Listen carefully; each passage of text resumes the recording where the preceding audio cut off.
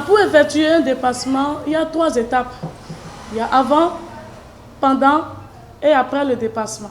Le dépassement se fait toujours par la gauche.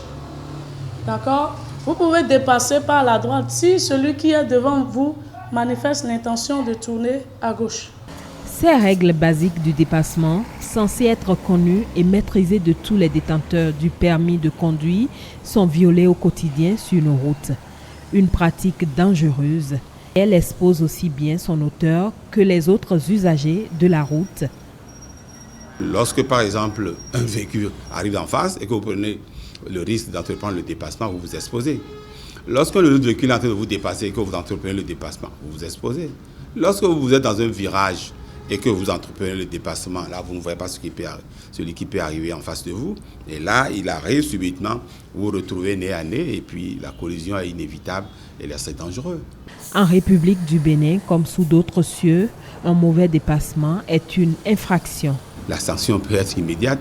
On peut vous retirer le permis lorsqu'un agent, une patrouille de la police assiste à cette opération. Votre permis peut être retiré.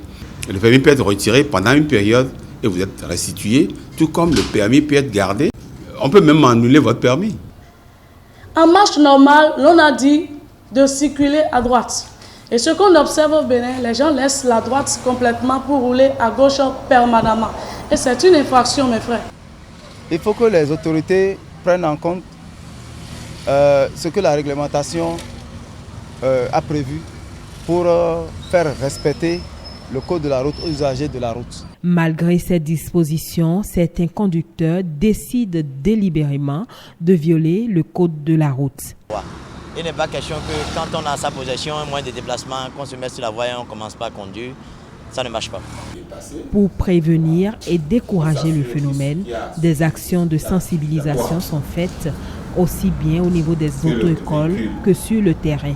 Quand nous enseignons le dépassement, parce que d'abord nous attirons l'attention de nos apprenants sur cette manœuvre qui est une manœuvre dangereuse, qu'il est souvent nécessaire d'entreprendre, il faut y renoncer lorsque une seule des conditions n'est remplie, telles que nous le faisons actuellement sur les médias. Il faut que la sensibilisation soit permanente, qu'il y ait des affichages, des banderoles, pour rappeler surtout sur nos grands axes qu'un dépassement dangereux peut être fatal à tout le monde. Le respect du code de la route reste problématique au Bénin. Les différentes actions de sensibilisation menées ne semblent pas encore porter leurs fruits.